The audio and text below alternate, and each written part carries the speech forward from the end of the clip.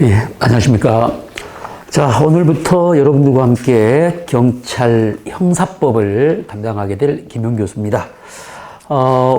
우리 학생들이 지금 여기 강의 듣는 분들은 전부 다 아마 일반 채용 내지 경영 특채를 준비하신 분들일 것이고, 따라서 이제 순경 시험에 맞춰서 이제 강의를 시작할 텐데, 일단 우리 경찰 시험에서 이제 과목이 형사법이죠. 형사법.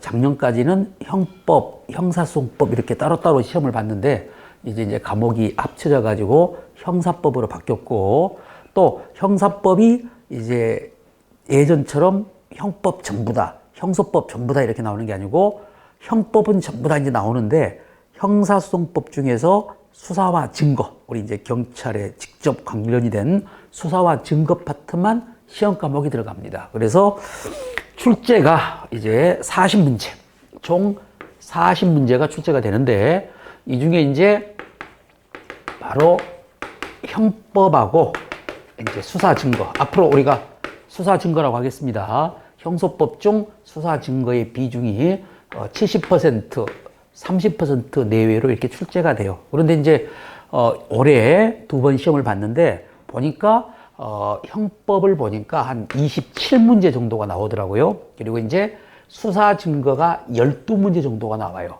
그리고 한 문제가 1차도 그랬고 2차도 그렇고 한 문제가 종합, 그러니까 형법과 형사소송법을 합쳐놓은 종합 문제가 한 문제가 나와요. 이렇게 해서 40문제로 구성됩니다. 앞으로도 그럴 것 같아요. 그래서 앞으로 여러분이 이렇게 형법 한 27문제, 수사 증거 12, 종합 하나 이렇게 출제가 될 것 같고, 물론 이제 압도적으로 형법의 비중이 높죠. 그런데 이제 물론 여러분들이 형법에 자신이 있는 분도 계실 것이고, 또 수사 증거 파트, 형소법에 자신 있는 분도 있을 텐데, 제 생각은 다 한 문제씩이니까 다 골고루 잘 하셔야 돼요. 그리고 또 공부하신 분들도 아실 것이고, 또 이제 처음 공부하신 분들은 알게 되겠지만, 이 형법이 실체법이에요. 형법은 실체법이라는 것은 요건과 효과를 정하고 있는 법을 실체법이라고 하고, 그 형법의 바로 실현 절차, 이걸 이제 우리가 소송 절차, 바로 그래서 이 수사 증거, 형소법을 우리는 절차법이라고 하죠. 그런데 이제 여러분도 아시겠지만 일단 범죄가 성립을 한 다음에 이제 소송 절차가 진행돼야 되니까, 한마디로 형법이 먼저 공부가 돼야 돼요. 그러니까 선으로 따지면 형법이 먼저 공부가 돼야 되고, 그 다음에 이제 그 형법을 적용하는 소송 절차가 형사소송이니까, 바로 이제 이 수사 증거는 나중에, 우리가 이제 나중에 이렇게 공부하는 것이 바람직한 공부 방법이라고 생각해요. 제 강의도 마찬가지입니다. 제 강의도 일단 실체법인 형법을 마무리하고, 다음에 이제 형사소송법 수사 증거를 공부를 하게 돼요. 왜냐하면 형법을 공부 안 해버리면요, 이 형소법도 공부하는데 굉장히 어려움이 많아요. 그래서 선우를 따질 때 형법 먼저, 그리고 수사 증거 나중에 이렇게 공부를 할 겁니다. 우리가 지금 이제 공부하는 건 기본 강의인데, 이 기본 강의는 10주 과정이에요. 10주 과정. 그런데 이제 바로 다른 과목에 비해서 형법은 기본 강의가 좀 많아요. 양이. 그래서 형사법이 예상으로 아마 120강 정도, 기본 강의가 120강 정도가 되는데, 이제 형법을 한 80강 내외, 그리고 수사 증거를 40강 내에 이렇게 강의가 이루어질 겁니다. 조금 변동은 있는데 대개 이렇게 80강 내외, 40강 내외라고 생각하시면 되겠어요. 그래서 이제 우리가 형사법을 오늘부터 공부하게 되는데, 형사법은 형법 플러스 형사소송법을 합친 말인데, 아까도 말했지만 형사소송법 중 수사 증거 파트만 우리 채용시험에 바로 출제범위다. 이것을 여러분들이 알아두시고 그에 따라서 공부를 하시기 바랍니다. 이제 일단 교재는 3권이 나와요. 3권이. 그래서 바로 형법 총론, 형법 강론, 그리고 이제 수사 증거, 이렇게 이제 형사법은 3권으로 구성이 돼 있을 겁니다. 그리고 이제 수사 증거는 이제 출판사에 책을 넘겼기 때문에 아마 여러분이 동영상 강의를 이제 우리가 강의할 때 이제 책이 나올 거예요. 그러니까 우선은 형법책, 총론, 강론만 가지고 다니시면서 이제 공부를 하시면 되겠습니다. 자, 그럼 먼저 이제 본격적으로 우리가 먼저 형법부터, 그리고 이제 형사법 중에 형법부터 이제 우리가 한번 검토를 한번 해봅시다. 자, 여러분들이 뭐 형법이란 무엇이냐? 형법을 처음 들어보신 분은 아마 없을 겁니다. 아마 여러분들이 가장 친숙한 법이 형법, 헌법 이 정도. 헌법이나 형법은 뭐 형법을 공부하지 않는 일반인도 굉장히 친숙한 법이에요.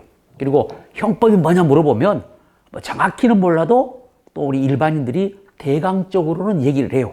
뭐 형법 그러면 뭐 범죄를 뭐 이런 거 다루는 법 아니에요? 뭐 처벌하는 법 아니에요? 뭐 이런 거는데 틀린 말은 아니죠. 그래서 이제 형법이 무엇일까?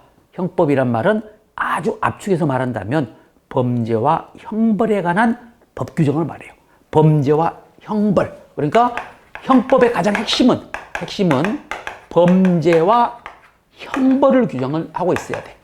이게 이제 우리가 형법이 됩니다. 그래서 우리는 이제 이 형법을 공부하게 되는데, 자, 형법의 공부 방법론은 어떻게 될 것인가?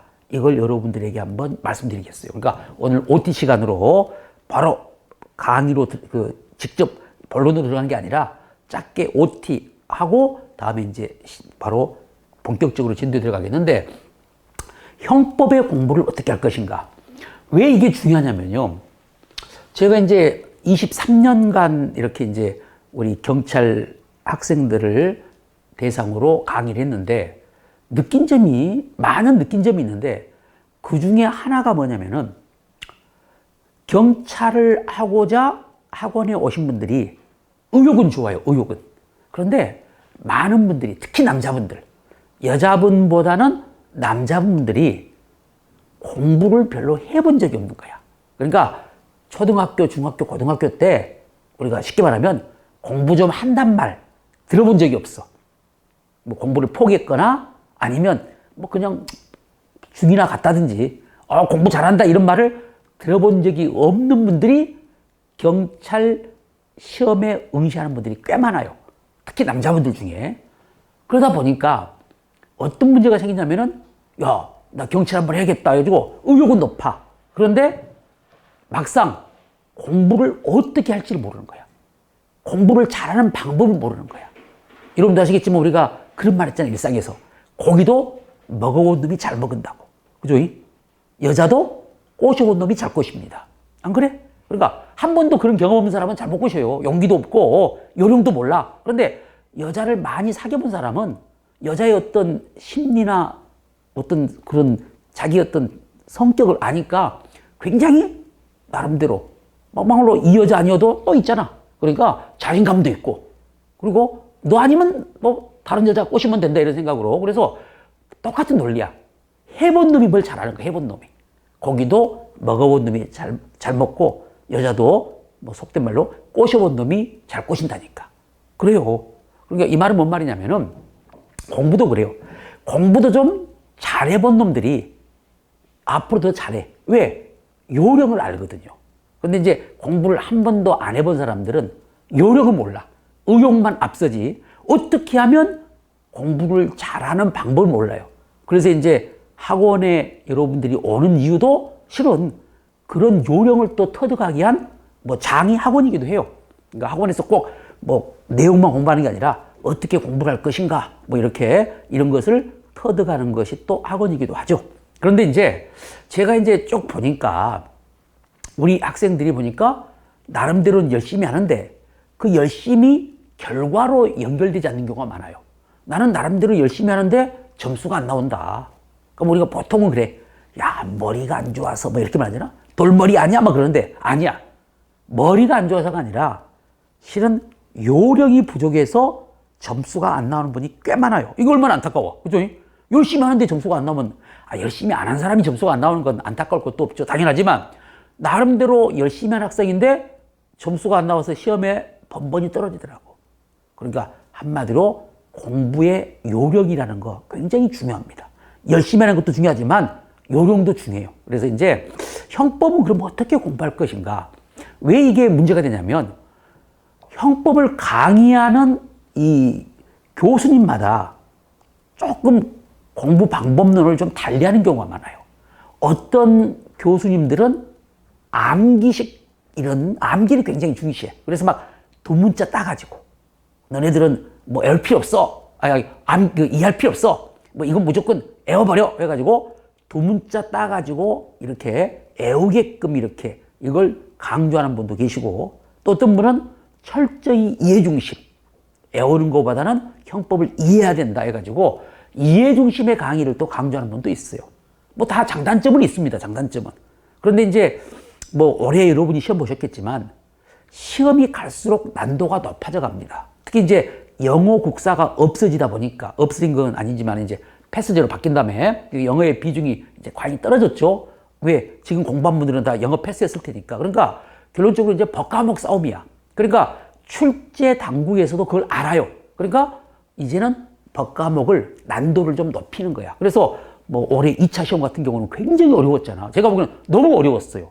실은 바람직하진 않냐. 그렇게 어려울 필요는 없는데 제가 보기에는 조금 뭐 출제의 어떤 미스라고 생각해요. 제가 너무 어렵게 냈어.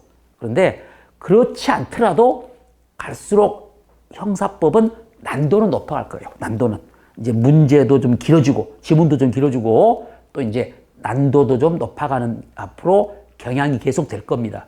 그럼 그럴 때는 어떻게 해야 되느냐? 그러니까 단답식 문제가 안 나온다는 거야. 그러면 이제는 이해입니다. 그러니까 여러분들이 전에 공부하셨을 때 나는 암기주로 형법을 공부했다 그러면 바꿔야 돼요.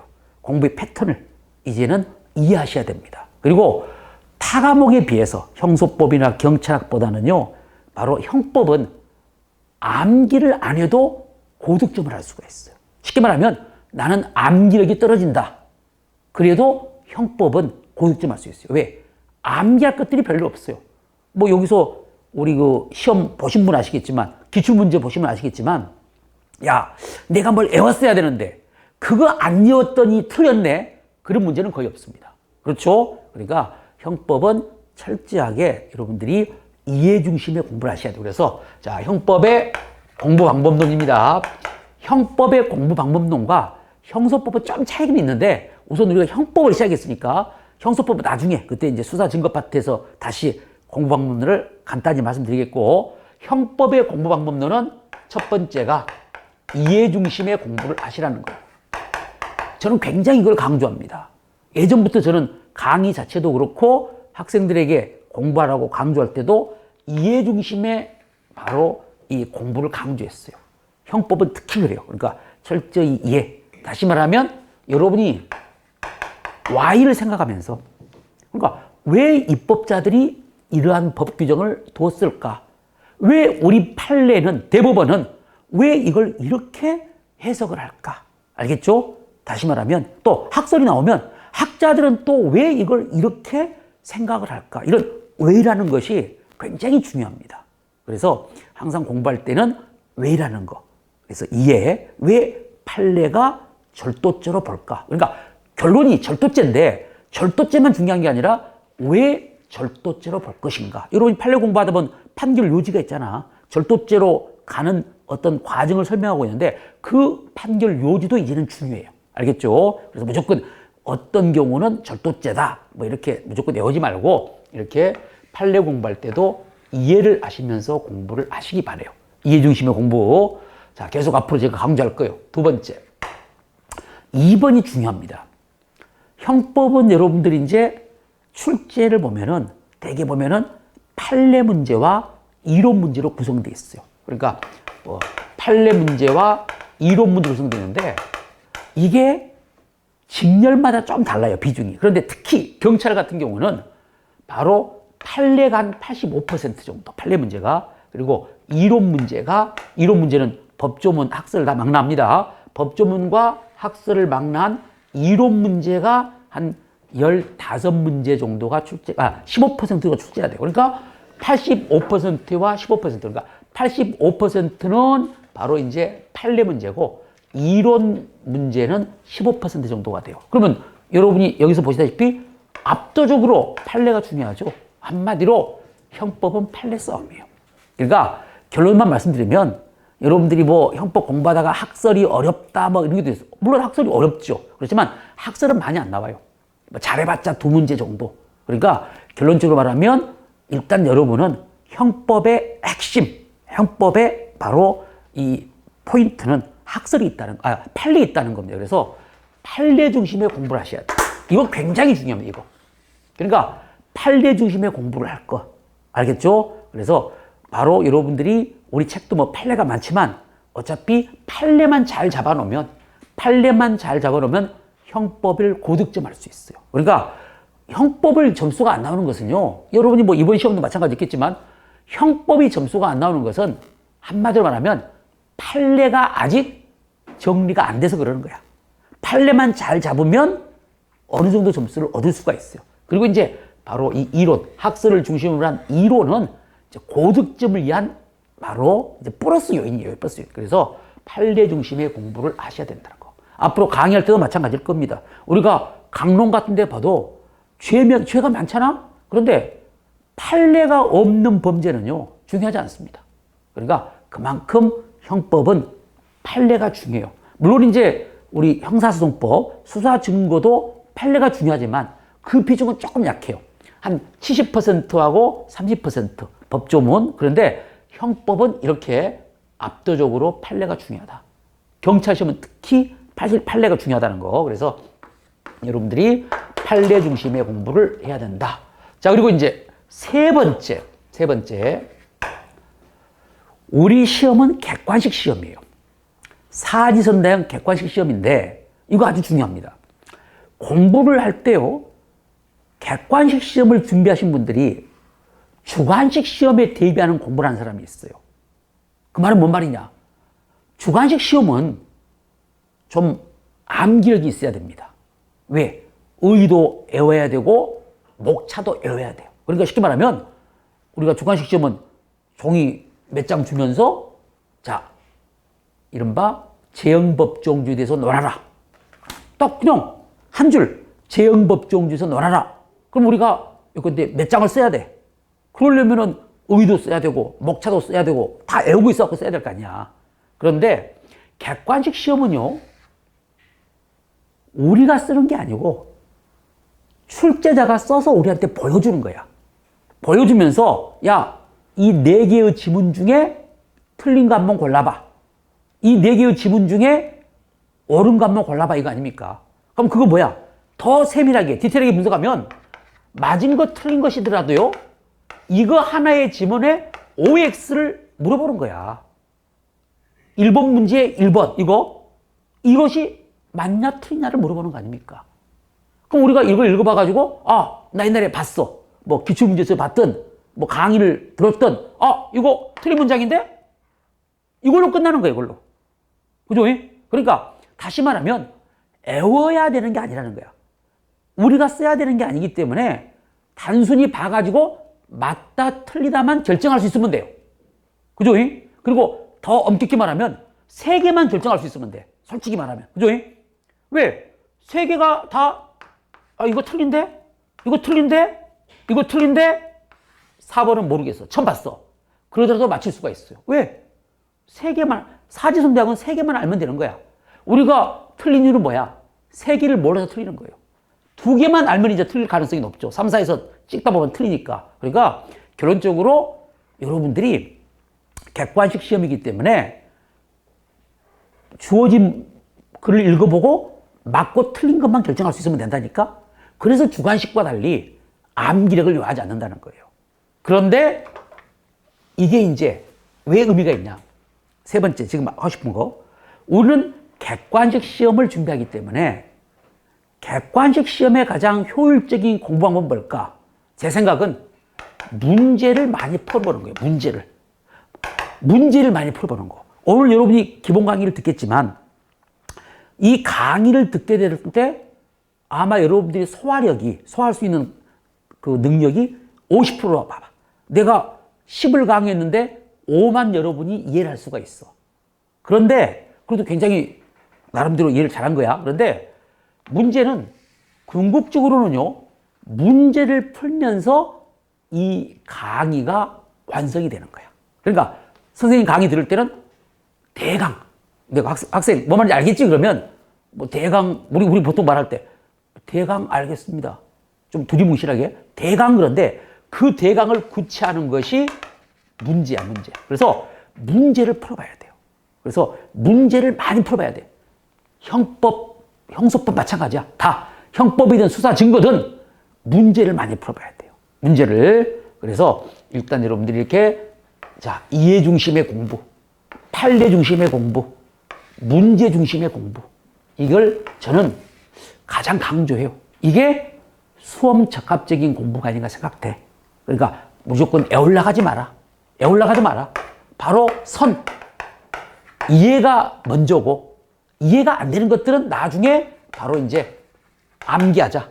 알겠죠? 주객이 전도 안 됩니다. 그러니까 주객이 전도해가지고 암기가 먼저고, 나중에 이해하자. 이게 아니야. 그래서 이해하고 안 되면 애우자. 이거고, 다음에 아까 말한 것처럼 우리 경찰 시험은 85% 정도가 판례가 나오니까 판례 중심의 공부를 하셔야 돼요. 판례를 잡아놔야만 형법에 자신감이 생기는 거예요. 아까 말한 그 어려운 학설 같은 경우는 플러스 알파에 해당할 뿐이야. 알겠죠? 그러니까 가끔 이제 우리 학생들이 상담하러 왔을 때 선생님 형법이 너무 어려워요. 그렇게 상담을 하러 와. 뭐가 어렵냐? 그랬을 때 근데 이 학생은 선생님 판례는 잘 알겠는데 학설이 왜 이렇게 어려워요? 그러면 이건 별로 문제가 안 돼요. 왜? 학설은 별로 시험에 안 나와요. 나오더라도 몇 문제 안 나오고 또 공부도 조금은 투자만 하면, 조금 시간만 투자하면 학설, 솔직히 말하면 학설은 4시간만 투자하면 학설은 다 끝나요. 그러니까 금방 극복할 수가 있다니까. 그런데 이 학생은 선생님 저는 학설은 재밌어요. 학설도 재밌는 사람이 있어요. 학설은 자신 있는데 판례가 어려워. 이러면 심각해버려. 왜? 85%가 판례가 나오고 판례는 4시간, 5시간에 해결할 수 없잖아요. 40시간 아니면 뭐 80시간 이상을 해야 되는데, 그러니까 결론적으로 말하면 학설이 어렵다는 사람은 합격 가능성이 높아. 근데 판례가 어렵다고 해버리면 합격 가능성이 그만큼 떨어져 버립니다. 알겠죠? 그만큼 판례가 중요합니다. 그리고 마지막으로 문제를 많이 풀어보는 공부를 하자. 그래서 여러분들이 이제 우리가 강의 끝날 때마다 진도에 따라서 오늘 공부한 거에 따라서 이제 사지선다형 문제, 복습 문제로 이렇게 이제 여러분들에게 나눠드릴 거예요. 몇 시간. 그러면 그걸 이제 확인해 보고, 그리고 기본 강의니까 기본 강의 때 여러분들이 모든 걸 여러분이 알 수는 없어요. 강의도 마찬가지야. 왜? 기본 강의는 문자 그대로 기본을 강의하는 거야. 기본을. 그러니까 결론적으로 말하면 기본 강의 들었다고 해가지고 바로 뭐 모의고사라든지 실전 모의고사라든지 기출문제 보니까 술술 풀린다. 그거 아닙니다. 바로 일단 여러분들이 이 문제를 풀 때, 기출문제나 모의고사를 풀 때 점수가 나오려면 문제집 풀이 과정이 끝나야 돼요. 그러니까 기본 강의만 들어가지고는 과락 나오기 쉬워요. 기본 강의 들어가고는 과락 나오기 쉬워. 기출문제 풀어봤을 때. 그러니까 문제집을 이제 봐야 되겠죠. 그래서 문제집으로 이제 정리한 다음에 봐야만 점수가 나오는 겁니다. 그렇게 알고 계시기 바랍니다.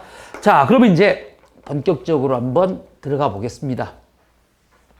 자, 여러분들이 이제 가지고 있는 책이 형법 총론입니다. 형법은 총론과 강론으로 이렇게 이제 책이 두 권으로 나눠져 있는데, 총론은 뭐냐?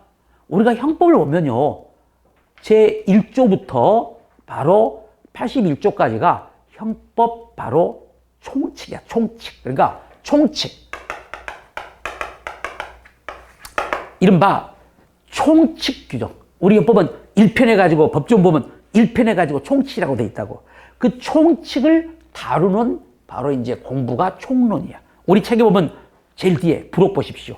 부록을 보시면 이제 우리 제일 뒤에 여러분들에게 보기 좋게 형법하고 형법, 그리고 이제 또 폭처법, 그리고 이제 선폭법, 이런 것들을 세 개의 법을 여기다가 이제 수록해 놨습니다. 그러니까 법조문 따로 가지고 다닐 필요 없고, 이제 이걸 보시면서 여러분들이 보시면 되는데, 우리 1편을 보시면, 1편, 우리 형법 그 페이지 보십시오. 페이지 보시면은 412페이지 보시면 제1편 총칙 해가지고 1조부터 86조까지, 1조부터 바로 86조까지가 제1편 총칙입니다. 그리고 이제 제2편 보면 87조부터 뭐라고 돼 있어? 각칙이라고 돼 있죠. 87조부터 372조까지. 그러니까 바로 이제 87부터 372조까지가 제2편 각칙이라고 돼 있어. 그래서 이렇게 이제 우리 형법을 보면 총칙과 각칙으로 나눠져 있는데, 이 총칙을 다루는 공부가 총론이고 이 각칙을 다루는 공부가 강론입니다. 알겠죠? 자, 그런데 이제 우리가 오늘 공부할 것은 형법 총칙이야. 그러니까 총칙부터 공부를 해요. 학원에 따라서는 좀 다른 경우도 있어요. 노량진 같은 데 보면 어떤 교수님은 형법 강론을 먼저 공부를 하고 나중에 총론을 공부하는 분도 있는데, 제 생각은 처음 공부하신 분한테는 강론부터 공부하게 되면요, 어떤 문제가 생기냐면은 바로 총칙을 알지 못한 상태에서 강론을 공부하게 되다 보면은 실은 이제 굉장히 나름대로 어려울 수가 있다고. 왜? 강론 공부하다가 뭐 어떤 문제가 무슨 죄와 무슨 죄의 상상적 경합이다 이렇게 나와 있으면, 그러면 무슨 죄고 무슨 죄인지는 알겠어. 무슨 죄 무슨 죄는 강론상의 문제 아닙니까? 근데 상상적 경합이 뭔지를 몰라버리는 거야.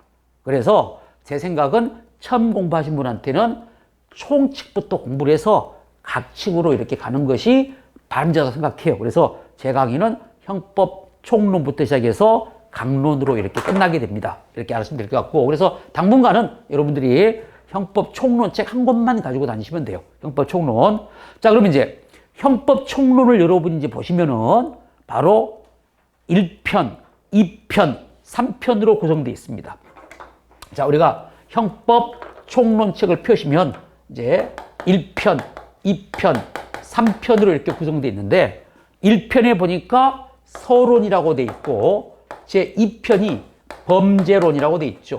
그리고 이제 3편이 형벌론이라고 되어 있어요. 자, 그러면 바로 이거예요. 늘 말씀드렸지만 형법은 생각하는 공부입니다. 왜 우리 책이 바로 2편의 범죄론, 3편의 형벌론이라고 이렇게 돼 있을까? 그 이유는 바로 형법의 정의에서 도출할 수 있어요. 형법이 뭘까? 아까 우리가 처음에 말했듯이 범죄와 형벌에 관한 법이라고 했잖아. 그러니까 형법은 범죄와 형벌을 바로 규정하고 있는 법이다 보니까 우리는 범죄가 도대체 뭐냐, 형벌이 뭐냐를 공부해야 되겠죠. 그래서 우리 책에 2편의 범죄론을, 3편의 형벌론을 이렇게 우리가 이제 규정하고 공부를 하는 겁니다. 알겠죠? 자, 그런데 여기는 학원입니다, 학원. 우리가 이제 공부할 때 하나 중요한 것은 학교와 달리 학원은 당연히 수험 적합적이어야 돼요. 중요한 것은 깊이는 이론이 중요한 게 아니고 어떤 뭐 학문을 연구하는 장소가 아니죠. 학원은 우리 학생들에게 시험에 대비해서 고득점을 목표로 하는 것이 학원의 사명입니다. 그러다 보니까 당연히 수험 적합적이어야 돼. 강의도 수험 적합적이어야 되고 여러분의 공부도 수험 적합적이어야 됩니다. 알겠죠? 그게 바로 요령이라고. 그런데 이 형법을 우리가 이제 하나 알아야 될 것이 출제 비중. 출제 비중을 좀 알고 있어야 돼요. 출제 비중을 알고 그에 따라서 강약적으로 공부할 필요가 있거든. 그런데 보통 우리가 이제 서론, 형법 초론의 서론은 바로 한 문제 내지 두 문제가 출제가 돼요. 서론에서. 알겠죠? 그러니까 앞으로도 그럴 겁니다. 적게는 한 문제, 반드시 한 문제 이상은 나와요. 그런데 많게는 두 문제. 그래서 서론에서 한두 문제가 나올 것이다. 그리고 두 번째가 범죄론인데 형법 총론의 핵심은 여기에 있습니다. 범죄론. 범죄론이 바로 이제 압도적이요. 범죄론이. 그러니까 바로 보통 이제 형법 총론에서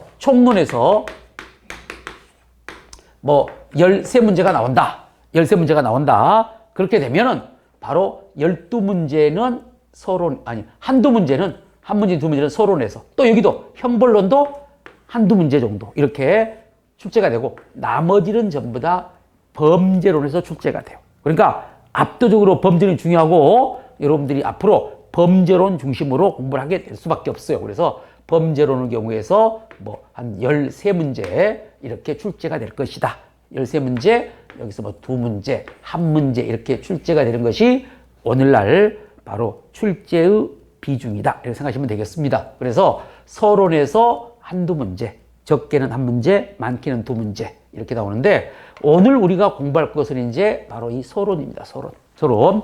자, 서론이란 말은 뭐냐? 이 서자가 처음 서자야. 그러니까 형법을 공부할 때 처음에 공부하는 것이죠. 서론. 그래서 이제 서론에서 우리가 이제 다룰 것이 1장, 2장, 3장인데 1장이 여러분이 우리 책 보시면 1장이 이제 가장 기본적인 거야. 한마디로 바로 이제 형법의 기본 개념이라고 돼 있죠. 형법의 기본 개념. 그러니까 형법의 기본을 한번 보자. 형법의 기본 개념이 있고, 두 번째가 이제 제2장이 제형 법정주의예요.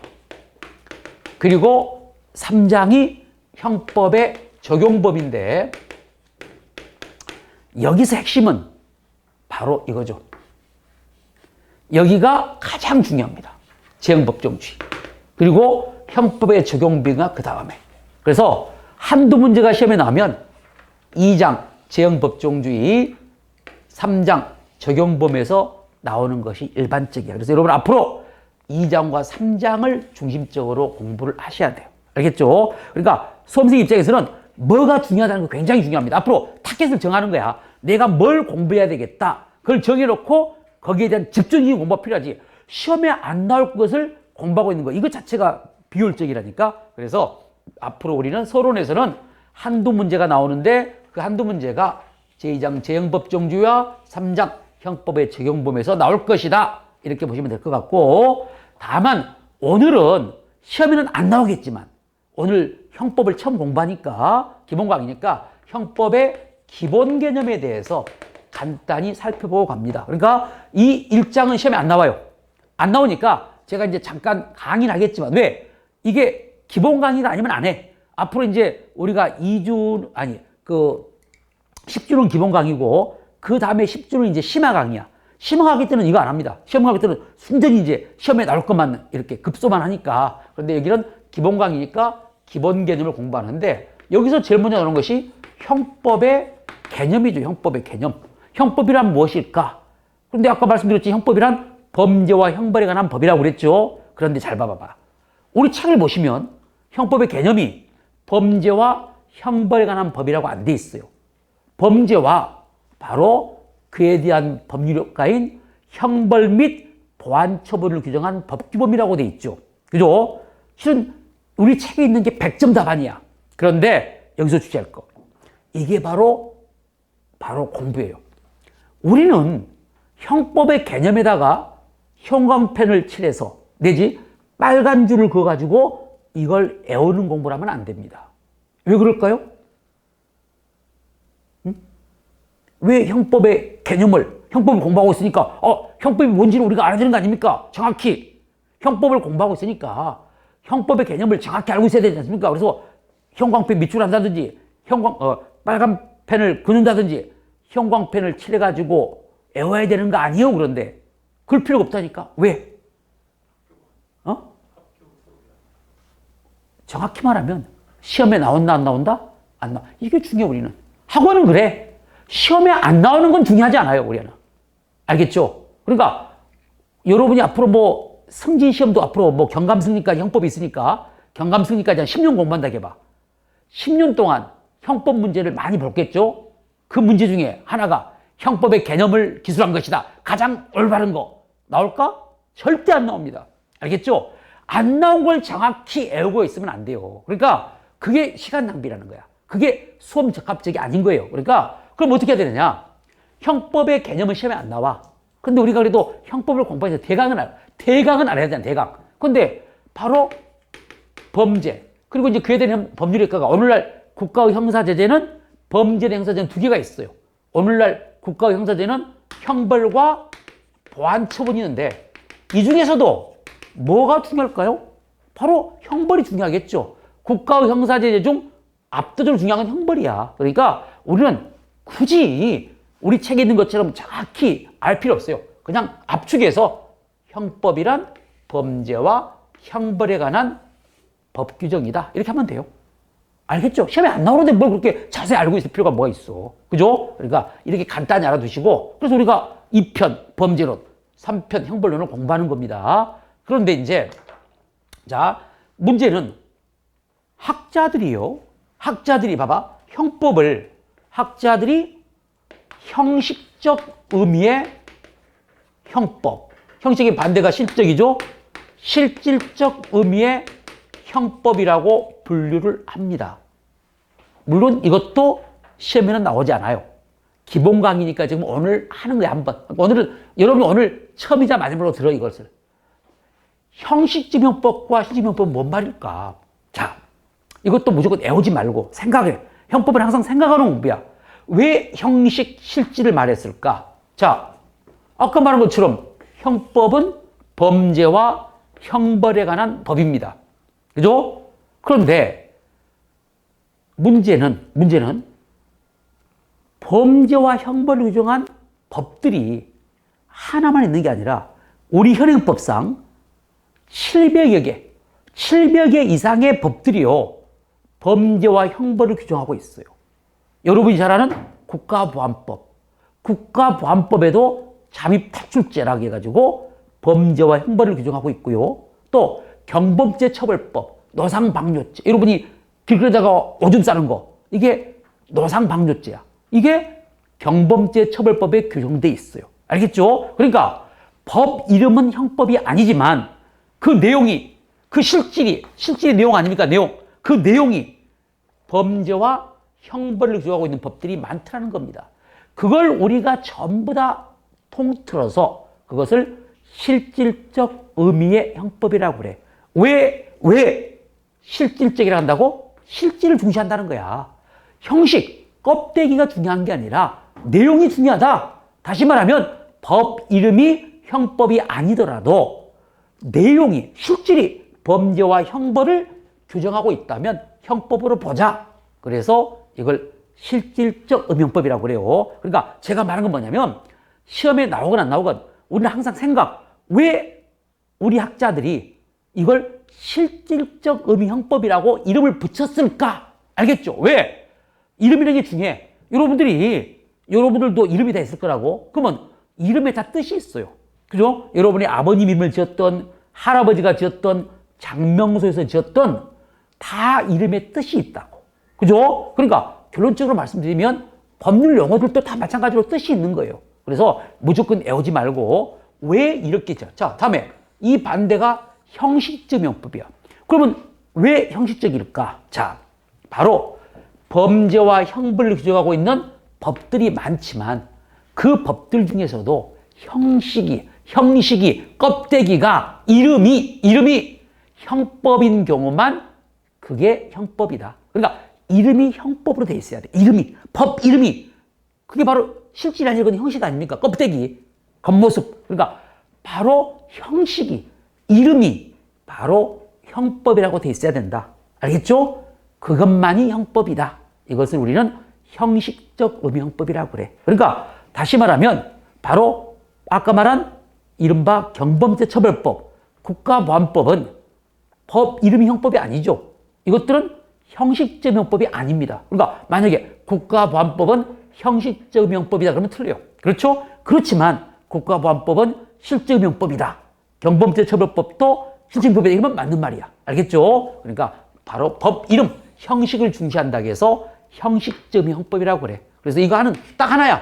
우리 1953년에 제정 공포된 현행형법전, 우리가 앞으로 공부하게 될 바로 이 법이 이른바 형식적 의미의 형법이라고 합니다. 그리고 이것을 또 다른 말로, 자, 여러분이 생각하는 공부 생각해봐. 우리 학자들이 형법을 협의의 형법과 광의 형법으로 나눕니다. 협의란 말은 좁을 협자야. 좁은 의미 형법, 넓을 광자, 넓은 형법인데 여러분이 여기서 생각하는 공부, 이 둘 중에 하나가 어떤 게 협의의 형법이라고 할까요? 이 둘 중에 하나를 협의 형법이라고 그래. 어떤 게 그럴까? 당연히 이거겠죠. 그러니까 좁게 본다는 거야. 좁게 본다. 반면에 넓게 본다. 그래서 광의 형법은 실적 형법이고 바로 협의 형법은 형식적 형법이에요. 알겠죠? 그러니까 이렇게 우리 책에 보시면 8페이지에 2번 형법의 분류에서 1번, 2번이 나와 있는데 이것들은 그냥 한번 읽어보는 정도고 지금 제가 강의한 내용이 이해가 된다 그러면 볼 필요 없어요. 왜? 시험에 안 나와. 알겠죠? 다만 학자들은 이렇게 형법을 분류하더라. 이렇게만 알면 되겠고, 그리고 이제 그 페이지 보시면 형법의 성격, 그리고 형법의 기능 다 필요 없습니다. 왜 필요 없느냐? 바로 이게 출제의 경향의 변화야. 제가 옛날에 사법시험 공부할 때는 이것들 굉장히 중요했어요. 그래서 형법의 성격, 가설적 규범이다, 기능 해가지고 보장적 기능 공부했는데 왜? 그때는요, 80년대, 90년대, 1980년대, 90년대는 판례 중심의 시험이 아니었어요. 이론 중심이다 보니까 이것들이 출제가 잘 돼 있는데 2000년 이후로 형법의 출제가 완전히 판례 중심으로 바뀌어버립니다. 그러다 보니까 오늘날은 이런 것들을 출제할 수가 없어요. 그러니까 여러분이 아까 말한 형법의 뭐 성격이나 기능 같은 것을 보고 있는 것이 시간 낭비라는 거야. 볼 필요 없어요. 알겠죠? 그러면 이렇게 질문하세요. 아, 선생님, 그럼 뭐하러 써놨습니까? 이걸 왜 안 나오니 써놨냐? 그런데 쓸 수밖에 없어. 왜? 다른 책도 다 써져 있어. 다른 선생님 책도 다 써져 있는데 내 책만 안 써져 있어 봐. 그럼 어떻게 돼? 아, 이거 내용이 좀 부실한데? 이렇게 생각할 수 있다고. 그러니까 구색은 갖춰야 될 거 아닙니까? 그러니까 이것도 이게 요약집이 아니잖아. 그래서 구색을 갖추기 위해서 써놓은 것 뿐이지 이게 시험에 나오는 건 아니다. 그래서 여러분들에게 학원에서 강의를 들어간 이유가 공부할 양을 이렇게 솎아주는 거야. 여러분이 공부를 이제 갈수록 할 때는요, 할수록 공부할 양이 줄어들어야 돼요. 알겠죠? 그러니까 공부를 오랫동안 이렇게 많이 하는데 공부할 양이 늘면 안 돼요. 이걸 솎아내는 거야, 솎아내는 거. 가지치기. 아, 이거 안 나와. 딱 잘라버리고 나올 것들만 딱딱 골라보는 거. 이게 요령이라니까. 그러니까 다시 말하면 이 학생은 하루 종일 책상에 앉아있는데 시험에 안 돼. 이 학생은 뭐 30분 공부하고 30분 담배 피고 있어. 그런데 합격을 해. 우리는 대개는 뭐 머리 탓으로 돌리는데 그게 아니라고. 요령을 아냐 모르냐야. 그러니까 공부하지 말아야 될 거, 공부 안 해도 될 것들을 계속 공부하고 있느라고 앉아 있는 거야. 그런 것들이 바로 이제 수험 적합적일 수가 없다는 것이죠. 그래서 일단 여러분은 우리 1장 형법의 기본 개념은 시험에 나올 건 없어요. 그런데 이제 오늘 강의할 것 아까 형법의 개념과 형법의 분류인데 대강 여러분이 알면 될 것 같고, 그리고 이제 본격적으로 공부할 것은 11페이지 제2장 재형법정주의입니다. 여기가 중요해. 여기가. 그러니까 어떤 시험이든 그래요. 뭐 우리 경찰직이든 법원직이든 검찰직이든 변호사 시험이든 1번 문제에 재형법정주의가 나옵니다. 그만큼 재형법정주의가 중요해. 그리고 재형법정주의가 어려워요. 왜 어렵냐? 오늘 강의할 건 여러분이 그렇게 어렵지 않아요. 그런데 기본 강의는 어렵잖아. 그런데 정작 시험은 어려워요. 왜냐하면 재형법정주의는 100% 뭐가 나와? 판례가 나옵니다. 판례가. 그러니까 재형법정주의 미리 알아두십시오. 기본 강의 때는 오늘 공부는 여러분이 기본 강의 때 이 판례를 알아는 게 아니야. 판례를 아는 게 아니라 기본 강의 때는 내가 앞으로 뭘 공부해야겠다, 뭐가 중요하다는 것을 여러분이 이제 알아가는 과정이야. 그러니까 재형법정주의가 중요하다고? 두 번째, 재형법정주의는 무조건 100% 판례가 나온다네? 이렇게. 알겠죠? 그러니까 판례를 공부를 철저히 해야 되겠구나. 이게 기본 강의의 숙제야. 알겠죠? 그러니까 바로 재형법정주의는 판례가 나온다. 알겠죠? 이렇게 알아두시고, 그러면 재형법정주의가 뭔가? 재형법정주의를 여러분들이 이제 뭐 사회 시간에 공부하신 분도 계실 거예요. 그런데 뭐 처음 들어본 분도 계시니까 간단히 얘기한다면, 자, 이때 제가 범죄입니다. 범죄. 그리고 형벌할 때 형이에요. 법자고 이게 이제 정할 정자. 우리가 법률 용어들이 형법도 형소법도 다 법률 용어들이 한자들이 많죠. 그러니까 한자를 잘 알면 법률 용어를 더 익히는데 도움이 돼요. 근데 뭐 여러분 세대는 또 한자도 잘 모르더라고 또. 그러다 보니까 오히려 한자 써주면 더 어려워해. 아니 근데 이제 이렇게 써줘야 또 이해가 되니까. 범죄할 때 제자, 형벌할 때 형자. 바로 범죄와 형벌을 법으로 정하라는 주의야. 그대로 풀면, 직역을 하면 재형법정주의는 범죄와 형벌을 법으로 정해라. 좀 살을 붙이면 범죄와 형벌, 어떤 행위가 범죄고 바로 형벌은 어떻게 부과할 것인가를 미리 법률로 정하라는 주의. 이게 재형법정주의야. 그런데 여러분이 용어적으로 재형법정주의가 뭐 생소할지 모르겠지만 우리 형법의 재형법정주의는 여러분 주위에 있습니다. 그러니까 우리 형법이 재밌고 또 쉬운 이유는 뭐냐면은 멀리 있는 게 아니야. 우리 일상에 있는, 우리 주위에 있는 것들을 우리가 법으로 다루는 거예요. 그러면 여러분이 속으로 재형법정주의 처음 들어보는데요? 재형법정주의가 뭐 우리 옆에 있습니까? 그런데 아니야. 재형법정주의가 바로 우리 곁에 있다니까. 자, 예를 한번 들어봅시다. 우리 학생 여자친구 있나요? 자, 뭐 하긴 안 되는 거니까 무조건 말하면 돼. 자, 우리 학생이 오늘 강의 끝나고 6시에 여자친구를 이제 그 지하철역에서 만나기로 했어요. 그래갖고 한 달 만에 만나는 거야. 너무 반갑잖아. 그래갖고 둘이 사랑하는 사이니까 사람들 많이 다른 데서 그냥 둘이 껴안았어. 포옹을 했어. 알겠죠? 그러니까 우리 학생이 여학생을 지하철역에서 사람들 많이 다니는 지하철역에서 바로 껴안고 있었다니까. 그런데 지나가던 경찰관이 느닷없이 다가오더니 너네들을 체포하겠다는 겁니다. 그리고 둘 다 수감을 채우네. 그럼 할 말이 있어요, 없어요? 할 말이 있어, 없어? 없어? 할 말 없어? 할 말이 있어, 없어? 있어요. 있어야지. 할 말이 뭐야? 그래. 우리가 이제 순수하게 우리 일반 국민들 입장에서는 아니, 내가 뭘 잘못했어요. 그죠? 우리 일반 국민은 아니, 내가 뭘 잘못했습니까? 내가 뭘 잘못했습니까? 이걸 법적으로 따지면 내가 무슨 죄를 범했습니까? 이거예요, 지금. 알겠죠? 그럼 왜 이렇게 말했을까? 그 이유는 바로 내가 여자친구랑, 사랑하는 여자친구랑 껴안고 있는 것도 범죄냐 이거예요. 이런 행위도 범죄라고 법에 정해져 있느냐? 이 말 아닙니까? 지금 그 말이야. 그죠?